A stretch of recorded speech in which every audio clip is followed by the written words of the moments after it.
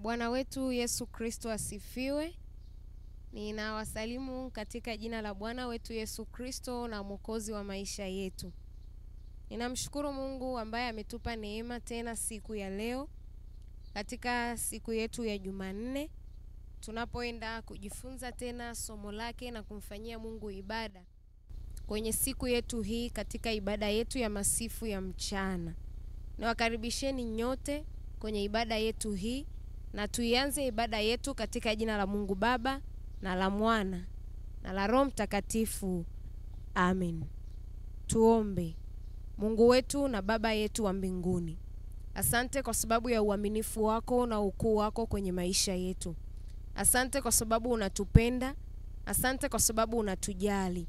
Asante kwa sababu unatuwazia mawazo yaliyo mema sana, mawazo ya kutupa tumaini siku zetu za mwisho. Tunakushukuru kwa sababu wewe ni mwaminifu. Umekuwa nasi siku ya jana, umetutunza, umetulinda, umetufunika kwenye damu yako ya thamani. Lakini ukatulinda usiku wote, umetulinda tena asubuhi yote na hata mchana huu Bwana. Na sisi tuko hapa Mungu wetu na Baba yetu wa mbinguni katika ibada yetu hii ya masifu ya mchana kwenye usharika wetu wa Arusha Road. Tunakuomba Mungu wetu na Baba yetu wa mbinguni, ukatufundishe tena neno lako, ukasikie tena maombi yetu, ukatusaidie tena akili zetu zikakuelewe, tukapate na maarifa, lakini tukaendelee kuimarika kwa ajili ya kuwa pamoja na wewe. Wewe ni Mungu wetu na wewe ni Baba yetu wa mbinguni. Tunaomba uwe na sisi kwenye ibada hii Bwana. Tunaalika ufalme wako na nguvu zako, tunaalika mamlaka yako ya mbinguni, tunaalika msaada wako wa mbinguni na damu yako ya thamani ipitayo damu zote. Katusaidie na kutuongoza. Na kaa kinyume kabisa na kila nguvu zote za giza, na kaa kinyume kabisa na kila ufalme wote wa adui, na kaa kinyume kabisa na kila ratiba zote za kuzimu, na kaa kinyume kabisa na kila ufalme wote wa giza. Naamini ufalme wako. Wewe ni mfalme ambaye unaposimama hakuna mfalme mwingine anayefuata baada yako. Wewe ni Mungu unayejitosheleza. Wewe ni Mungu unayetosha sana. Wewe ni Mungu ambaye ufalme wako hauhitaji msaada. Lakini ufalme wako unaposhika nafasi, basi hakuna mfalme mwingine anayesimama baada yako. Wewe ni mfadhili wetu. Wewe ni mlinzi wetu. Wewe ni Baba yetu. Hakuna Mungu mwingine kama wewe. Hakuna mfalme mwingine kama wewe. Hakuna Mungu mwingine kama wewe. Na sisi tunakuomba na kukusihi, ukae pamoja na sisi na kututunza na kutufunika. Tukasikie neno lako, tukapate na maarifa na kuyaelewa. Zaidi ya yote Mungu wetu na Baba yetu wa mbinguni, tukapate hatua nyingine mpya tunapoanza kumcha kumcha Mungu wetu, na neema yako ikaendelee kutusaidia Baba yetu na Mungu wetu wa mbinguni, ili tukaendelee kujawa na neema yako na tuweze kushinda ulimwengu huu Bwana. Utusaidie Mungu wetu na Baba yetu wa mbinguni, kwa Yesu Kristo aliye Bwana na Mwokozi wetu. Mungu tumeomba na kushukuru tukiamini. Amen. Niwakaribishe sana pamoja na wale wenzetu ambao mnatusikiliza kwenye YouTube channel yetu ya KKKT Arusha Road. Tunapoenda kujifunza ujumbe wa neno la Mungu kwa wale ambao hawakuwepo siku ya jana. Wiki hii tuna somo letu kwenye masifu yetu ya mchana lenye kichwa kinachosema faida za kumcha Mungu. Na siku ya jana tuliangalia maana 2 za kumcha Mungu, na tulisema kwamba kumcha Mungu ni neno la jumla linalomaanisha kujishughulisha na mambo yote yanayompendeza Mungu. Lakini tukasema ni tendo la jumla linalomaanisha kufanya mambo yote ambayo Mungu anataka nifanye. Na tuliangalia kitabu cha Mithali mlango wa 8 mstari wa 13. Tukaona kwamba Biblia inatuambia kwamba kumcha Mungu ni kuchukia uovu. Na baada ya hapo akawa anaeleza mambo kadhaa ambayo Mungu hayapendi yanayofanana na hayo. Mambo ya kiburi, majivuno, njia mbovu, kinywa cha ukaidi na vitu vingine ambavyo Mungu anavionyesha pale kwamba anavichukia. Na tukajifunza tukasema kwamba mtu yoyote ambaye anamhitaji Mungu kwenye maisha yake ili aweze kuwa mtu ambaye anamcha Mungu, haimpasi tu kufanya mambo ambayo tunafikiri kama yanatutosha, lakini inampasa pia mtu huyo kuhakikisha kwamba anajishughulisha na mambo yote ambayo Mungu anataka ajishughulishe na hayo mambo. Na hayo mambo lazima yawe ndani ya ufalme wa Mungu.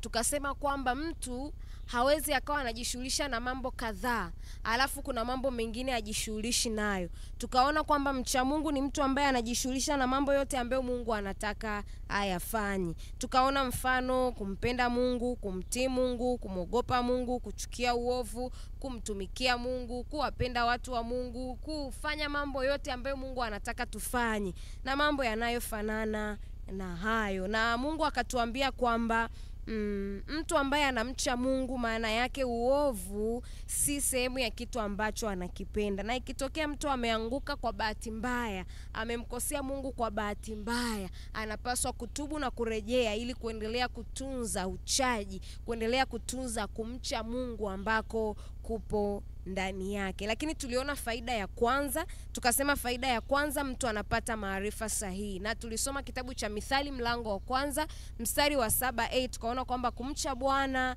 ni chanzo cha maarifa. Tukaona chanzo kama sababu, tukaona chanzo kama chemichemi, tukaona chanzo kama sehemu ambayo maarifa yanachotwa. Na tukasema maarifa yanamsaidia nini mtu? Mtu yoyote anayehitaji kufanya jambo lolote kwenye maisha yake, lifae kanisa, lifae jamii, mtu huyo anapaswa kuwa na maarifa.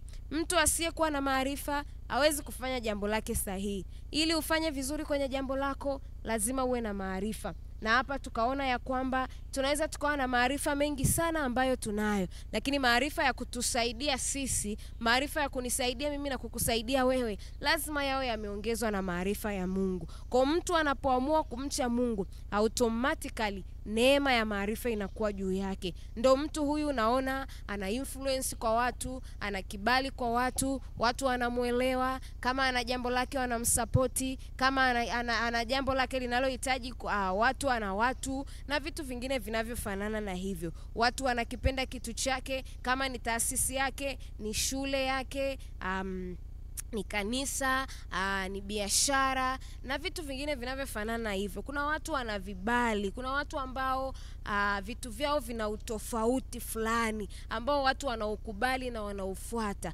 Manake pamoja na maarifa ambayo tunajifunza kwenye huu ulimwengu, lakini tunamhitaji Mungu sana ili atusaidie mimi na wewe, maarifa ya Mungu yakae kwetu. Yanapokaa kwetu, Mungu anatuambia namna ya kuendelea kuishi kwenye ulimwengu huu. Kwa Mungu anatukumbusha na kutuambia kwamba tunategemea maarifa yake sana ili tuweze kuwa bora kwenye mambo yetu. Na leo tutaendelea na pointi yetu ya pili au faida yetu ya pili ya kumcha Mungu, na hii inasema ni kuwa na uzima. Ni kuwa na uzima. Tutasoma kitabu cha Mithali mlango wa 14 mstari wa 27 Kitabu cha Mithali mlango wa 14 mstari wa 27.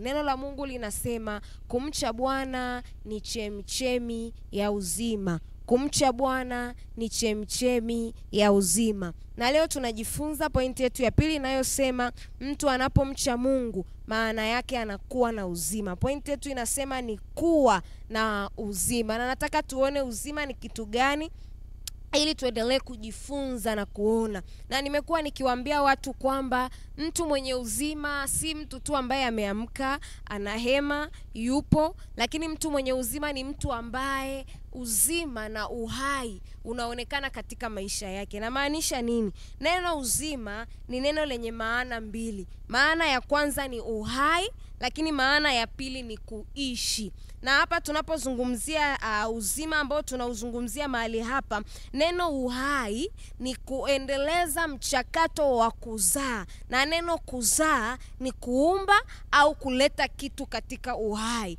Pointi yetu inasema kwamba mtu anapomcha Mungu, pointi yetu inasema kwamba pointi ya pili ni kuwa na uzima. Na uzima ni neno lenye maana ya uhai au maana ya kuishi. Na uhai ni neno lenye maana ya kuendeleza mchakato wa kuzaa. Maana yake tunapozungumza swala la uzima, hatuzungumzi tu swala la mtu kuwa hai, hatuzungumzi tu swala la mtu kuwa yupo anatembea, hatuzungumzi tu swala la mtu kuwa yupo anaongea, hatuzungumzi tu swala la mtu kwamba tunamuona, lakini mtu yule anaendeleza mchakato wa kuzaa kwenye maisha yake ya kiuchumi, kwenye maisha yake ya kiroho, kwenye maisha yake ya familia na jamii nzima inayomzunguka. Maana yake mtu huyu kuna vitu anavifanya ambavyo vinaonekana na vinakuwa faida kwenye maisha yetu. Tumeishi na tunakaa kwenye ulimwengu ambao tumekutana na watu ambao mtu anasema kwamba ameanza project fulani imekufa.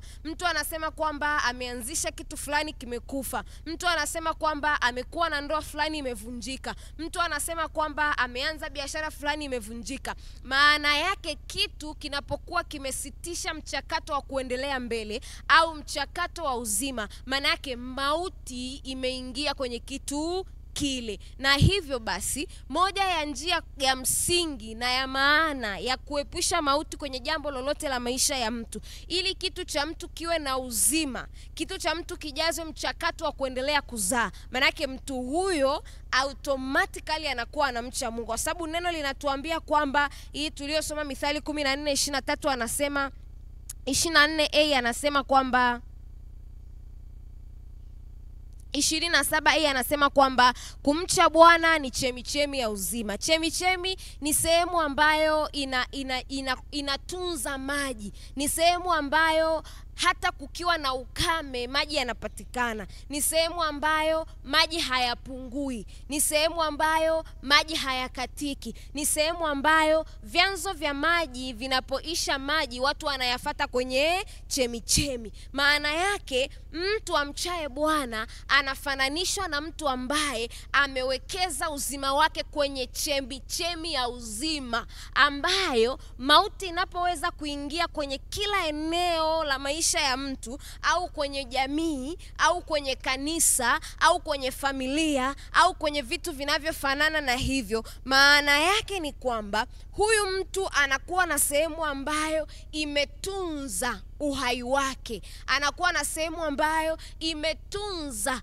uzima wake. Maana yake mtu yoyote ambaye anahitaji kuona uhai, anahitaji kuona uzima kwenye maisha yake, anapaswa kumcha Mungu. Lakini maana ya pili ya uhai inasema ni kuleta nje katika uhalisia mambo ambayo Mungu amekusudia na ameyahifadhi ndani yako. Ni kuleta nje katika uhalisia mambo ambayo Mungu amekusudia na ameyahifadhi kwenye moyo wako au kwenye maisha yako au ndani yako. Ni kuleta nje katika uhalisia mambo ambayo Mungu amekusudia na kuyahifadhi ndani yako. Maana yake ni kwamba uzima ni pamoja na mtu ambaye anapata uwezo wa kutoa vile vitu ambavyo viko ndani. Pointi ya kwanza tumesema ni kuendeleza mchakato wa kuzaa, ni kuumba, ni kuleta vitu katika uhai. Maana yake ili mtu aumbe vitu, maana yake ili mtu vitu viendelee kuzalishwa kupitia yeye, maana yake ili mtu aendelee kuumba vitu na kuvileta katika uhai, maana yake anatakiwa atoe yale mawazo ambayo Mungu amewekeza ndani yake, ayatoe nje. Na anapoyatoa nje, mtu anafikiri kujenga, mtu anafikiri kutengeneza shamba lake vizuri, mtu anafikiri kufuga, mtu anafikiri kupata ndoa, mtu anafikiri kukuza biashara yake, mtu anafikiri kuwa na huduma kubwa ya kumtumikia Mungu, mtu anafikiri kuimba vizuri, mtu anafikiri kuwa bora kwenye eneo lolote lile. Mipango, mawazo ya mioyo ambayo Mungu amewekeza ndani yetu. Moja ya kitu ambacho kinaweza kuonekana mauti kwenye maisha ya mtu ni pamoja na mtu kushindwa kuleta nje kile kitu ambacho Mungu amewekeza ndani yake. Maana yake kile kitu anachowaza kukifanya, kile kitu anachowaza kukiishi, kile kitu ambacho mtu anawaza kukifanya katika ulimwengu huu na kiwe faida kwenye ulimwengu, lazima awe na uwezo wa kukileta nje katika uhalisia hicho kitu ambacho Mungu amekikusudia au amekihifadhi ndani yake. Maana yake mtu ambaye anaweza kuishi, anajiona mtu fulani, anajiona kitu fulani, anaona ana uwezo wa kufanya kitu fulani, lakini mtu huyu asipochukua hatua ya kukifanya kile kitu na kikapokelewa na jamii, maana yake ni ngumu sana yeye watu kutambua kama kuna uzima au kuna uhai au kuna mchakato unaoendelea na sisi tukamkubali. Na tutaanzia pale kwenye maarifa. Maana yake huyu mtu anapomcha Mungu anapewa maarifa, na anapopewa maarifa anapata neema ya kuvitoa vile vitu vilivyoko ndani, anavileta nje katika uhalisia. Ni kuleta nje katika uhalisia mambo ambayo Mungu ameyakusudia, mambo ambayo Mungu ameyahifadhi ndani ya mtu. Lakini maana ya tatu ya uhai ni kufanya uhalisia wa maono na mipango yako ndani yako. Ni kufanya uhalisia wa maono na mipango yako ndani yako. Moja ya vita kubwa ambayo adui anayo kwenye maisha yetu, kwenye jamii yetu, kwenye mazingira ambayo tunaishi, ni kuhakikisha anatuzuia kuleta katika uhalisia maono na mipango ya Mungu ambayo amewekeza ndani yetu. Ndio maana unaweza kukutana na mtu ana maono mazuri, ana mipango mazuri, shughuli ipo kwenye mtu kuyatoa yale maono na ile mipango ndani, akaileta nje ile mipango ikalifaa kanisa.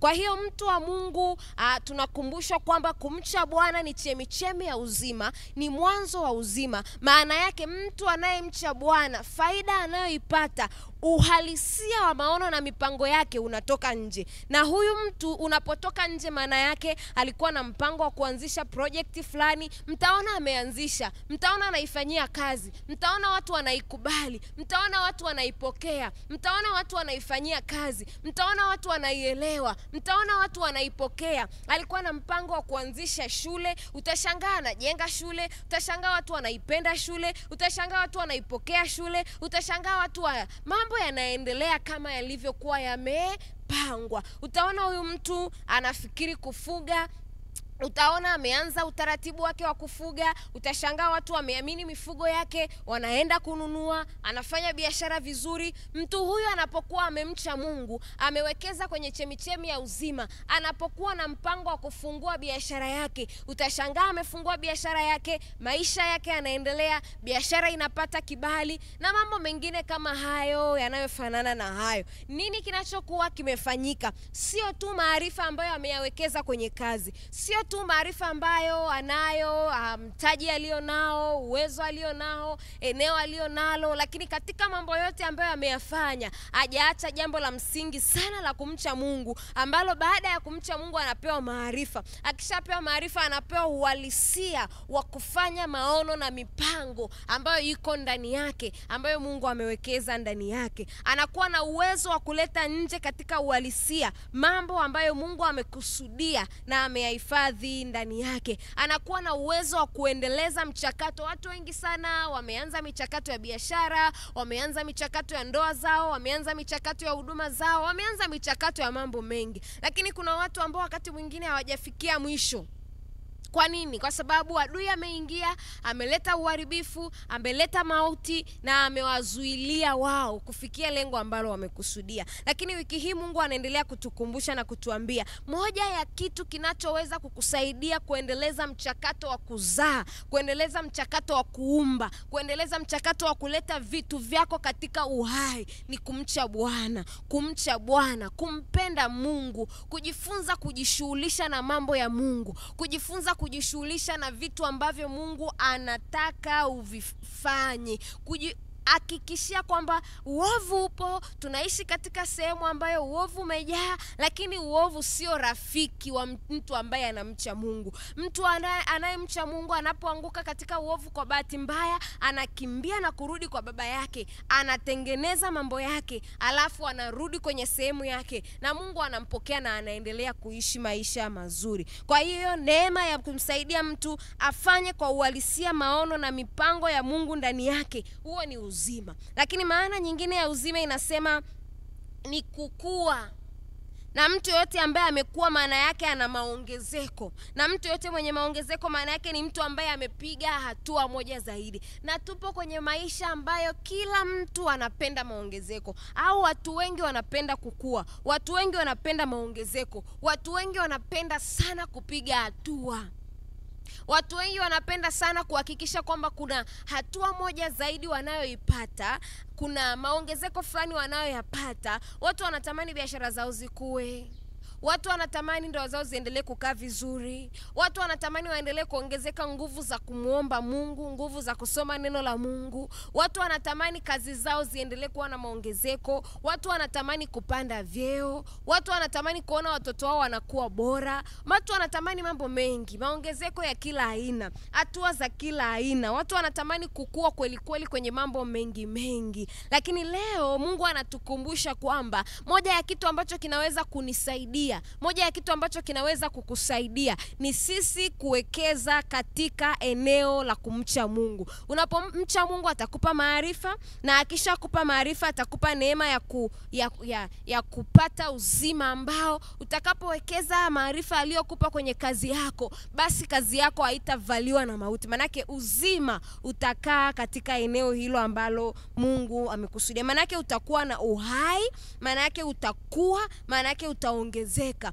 Mtu yoyote ambaye anahitaji kuongezeka, moja ya siri ya maongezeko ni kumcha Bwana, ni kuhakikisha unamtafuta Bwana, ni kuhakikisha unajishughulisha na mambo ya Mungu. Sio leo uko kwa Mungu, baadaye uko kwa mwingine, kesho kutwa uko kwa Mungu, mtondogo una mambo mengine. Lakini Mungu anatukumbusha na kutuambia kwamba mtu anayemcha Mungu ni mtu anayejishughulisha na mambo yote ambayo Mungu anataka mtu huyo ayafanye, yale ya Mungu. Anataka mtu huyo ajishughulishe nayo, yale ya Mungu. Kwa mtu yoyote ambaye anahitaji kuendeleza mchakato wa kuzaa, wa kuongezeka, wa kuleta uhai, wa kuzalisha, wa kuleta maongezeko, wa kuleta faida, wa kuleta muonekano mpya, wa kuleta viwango vipya, maana yake mtu huyo anapaswa kugundua na kujua ya kwamba anapaswa kumcha Mungu ili chemichemi ya uzima ikae kwenye maisha yake. Lakini maana nyingine ya uzima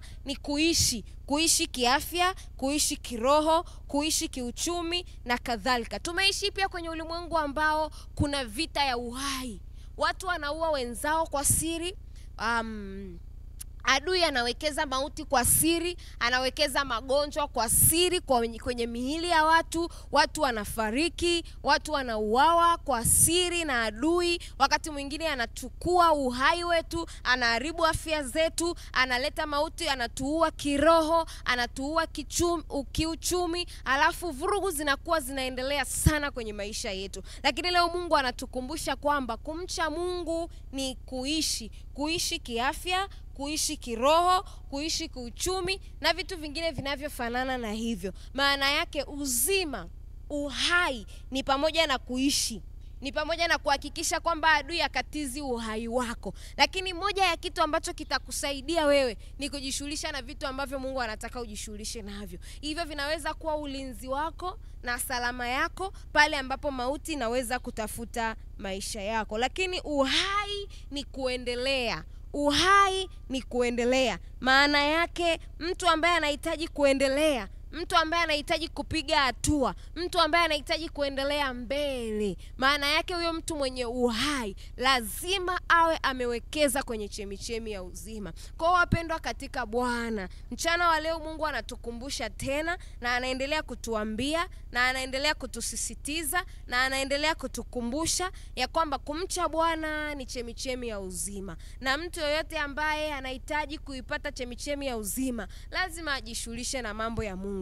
Na hivyo mtu anavyoamua kujishughulisha na mambo ya Mungu, anavyoamua kuwekeza kwa Mungu, maana yake anaendeleza mchakato wa kuzaa, anaendeleza mchakato wa kuleta katika uhalisia vile vitu vilivyopo ndani yake, lakini anafanya uhalisia wa maono na mipango ya Mungu ndani yake, anapata maongezeko na kukua. Mtu huyo anapiga hatua moja zaidi, anapata neema ya kuishi, lakini anaendelea mbele. Nami ni maombi yangu kwa Bwana akusaidie, aendelee kuachilia neema yake ya uzima kwenye maisha yako, ili katikati ya maisha haya ambayo tunatafuta neema ya Mungu, tunatafuta msaada wa Mungu, tunatafuta kibali cha Mungu, tunatamani kuwa na uhai, kwa sababu Mungu ametupa neema ya uhai, basi tuendelee kuishi katika neema hiyo pasipo kuzuiliwa na mtu yoyote. Kabla tujamaliza kwenye ibada yetu ya siku ya leo, tuangalie kitabu cha Yohana Mtakatifu mlango wa 11 mstari wa 25 na wa 26.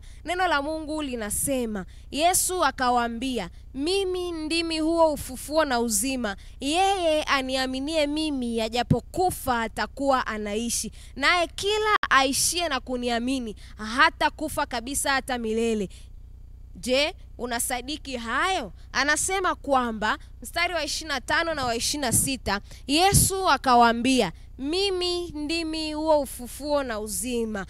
Yeye aniaminie mimi, ajapokufa atakuwa anaishi. Yesu Kristo anazungumza na watu wake na kanisa lake akiwaambia kwamba yeye ndiye ufufuo na uzima. Maana yake hata pale ambapo mtu anaweza kuwa mauti imeingia, lakini ukimwamini na kurudi kwake, yeye anafufua, lakini anawekeza uzima kwenye maisha ya mtu. Na mtu yoyote amwaminie, ajapokufa atakuwa anaishi, ajapokufa atakuwa anaishi. Na hii ni faida ya mtu ambaye anaweza kutangulia mbele za haki, anaweza kutangulia mbele za uso wa Mungu, lakini kwa sababu alimwamini Mungu, atahesabika kama amekufa katika ulimwengu huu, ila kwenye ulimwengu wa uzima ujao yule mtu akawa hai. Lakini tukiangalia kitabu cha Warumi mlango wa 26, mlango wa 6 mstari wa 23, neno la Mungu linasema, Warumi mlango wa 6 mstari wa 23, neno la Mungu linasema, kwa maana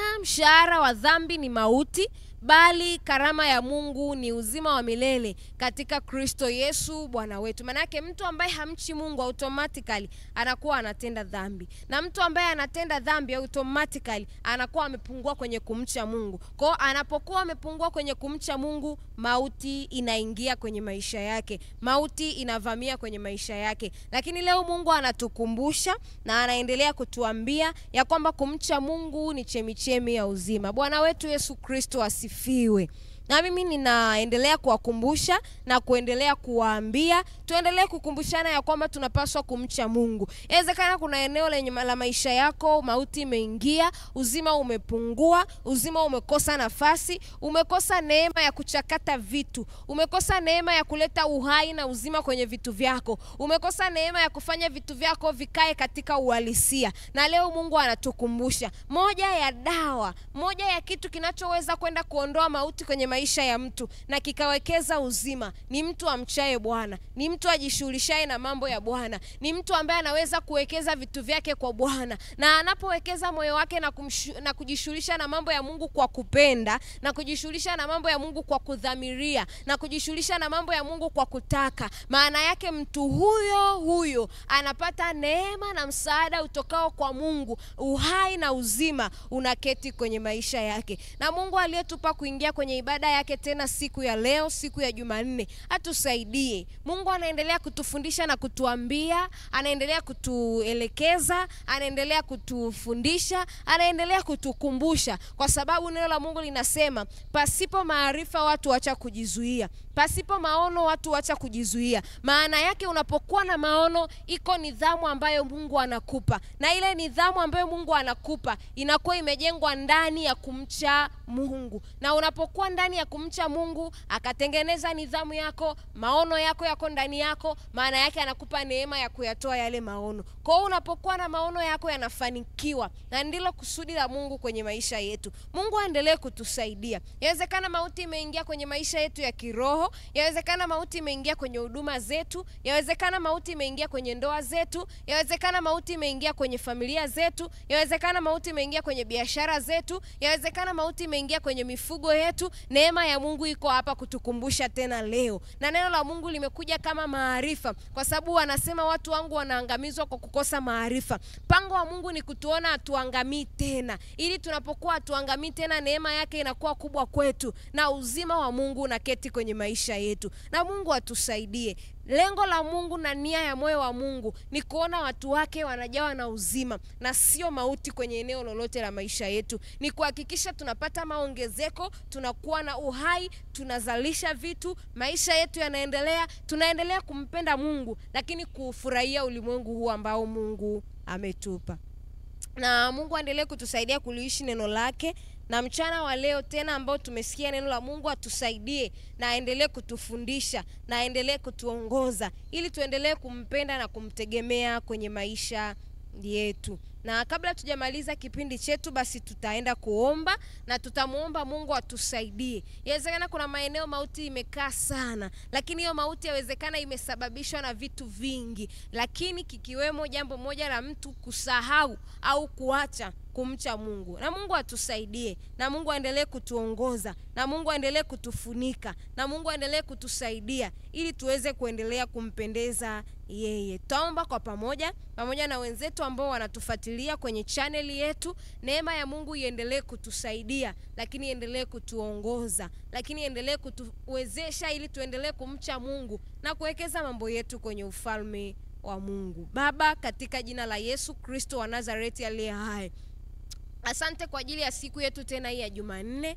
Asante kwa sababu umekuwa Mungu wetu na Baba yetu wa mbinguni. Asante kwa sababu umekuwa kiongozi wa maisha yetu. Asante kwa sababu Mungu tumekutegemea na hujatuacha. Asante kwa sababu Mungu wewe ni mwaminifu sana na hakuna kama wewe. Tunakushukuru kwa sababu umeendelea kutufundisha neno lako. Na kushukuru kwa ajili ya hawa watu. Umewalinda tangu walipoamka asubuhi na mpaka sasa wanapoendelea na majukumu yao. Tunakushukuru kwa sababu wewe ni mwaminifu na wa haki. Tunaendelea kujiweka mikononi mwako Mungu wetu na Baba yetu wa mbinguni. Yawezekana kuna neema yako imepotea kwenye maisha yetu kwa sababu tumepungua katika kumcha Mungu. Na mimi ninaomba toba na rehema. Uko mauti ambaye ameingia na uharibifu wa kila aina kwenye maisha yetu kwa namna moja au nyingine pasipo sisi kujua. Si kwa sababu tu nyingine mbalimbali, lakini kwa sababu pia tulipungua katika kumcha Mungu. Naomba toba na rehema kwa ajili yetu kwa pamoja. Na mimi ninaomba neema yako tena ikatusaidia na kutushika mkono,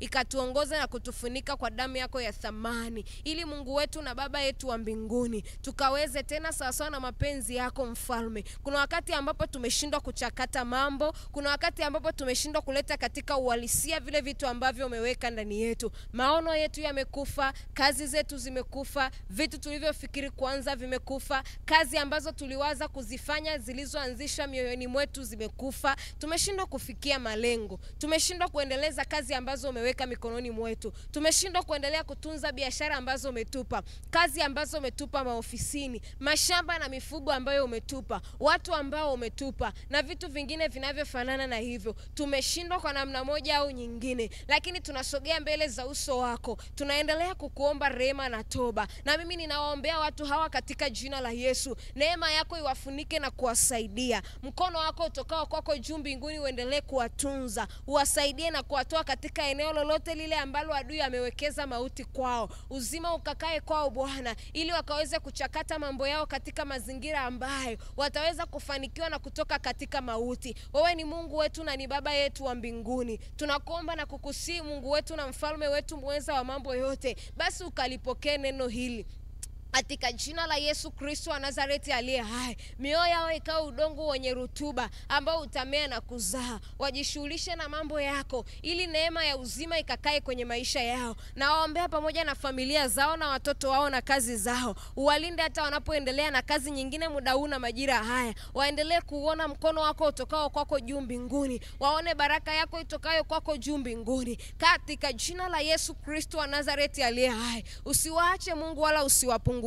Neema yako iwafunike na kuwakumbatia. Kwa Yesu Kristo aliye Bwana na Mwokozi wetu, ukiwalinda na kila nguvu zote za giza na mamlaka yote ya kuzimu. Damu yako ya thamani wafunike na kuwakumbatia. Ulinzi utokao kwako juu mbinguni wafunike na kuwakumbatia. Katika jina la Yesu Kristo wa Nazareti aliye hai, Mungu wetu na Baba yetu wa mbinguni, tunakushukuru kwa ajili ya usharika wetu wa Arusha Road, ambao watu hawa wameendelea kukusanyika hapa kwa ajili ya kukuomba. Tunakuomba Mungu uendelee kupatakasa na kupatunza, ili watu wako waendelee kukusikia kutokea mahali hapa. Basi ututunze na kutufunika mbawani mwako. Kwa Yesu Kristo aliye Bwana na Mwokozi wetu, neema yako itufunike na kutukumbatia. Tunaomba na kushukuru tukiamini.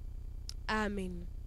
Baba yetu uliye mbinguni, jina lako litukuzwe. Ufalme wako uje. Mapenzi yako yatimizwe hapa duniani kama huko mbinguni. Utupe leo riziki yetu. Utusamee makosa yetu kama nasi tunavyowasamee waliotukosea. Usitutie majaribuni, lakini tuokoe kutoka uovu. Kwa kuwa ufalme ni wako na nguvu na utukufu sasa na hata milele. Amen. Neema ya Bwana wetu Yesu Kristo na upendo wa Mungu Baba na ushirika wa Roho Mtakatifu kae nasi sote sasa na hata milele. Amen. Kwa maana jinsi hii Mungu aliupenda ulimwengu hata akamtoa mwanaye wa pekee, ili kila mtu amwaminie asipotee, bali awe na uzima wa milele. Na Bwana akubariki na kukulinda. Bwana akuangazie nuru za uso wake na kukufadhili. Na Bwana akuinulie uso wake na kukupa amani. Katika jina la Mungu Baba na la Mwana na la Roho Mtakatifu. Amen. Mungu akubariki sana kwa kuungana pamoja na sisi tena siku ya leo. Tunakukaribisha tena siku ya kesho ya Jumatano kwenye ibada yetu ya masifu ya mchana. Lakini karibu katika kumtolea Mungu sadaka yako. Unapoenda kwenye YouTube channel yetu, pale chini kwa wale wanaotazama kwenye mtandao, utaona namba zetu za kupokea sadaka zetu. Na Mungu apokee sadaka yako na aendelee kukutunza na kukufunika. Tunawatakia mchana mwema na wa baraka, na Mungu aendelee kuwatunza, na Mungu anawapenda sana. Mungu awabariki sana. Amen.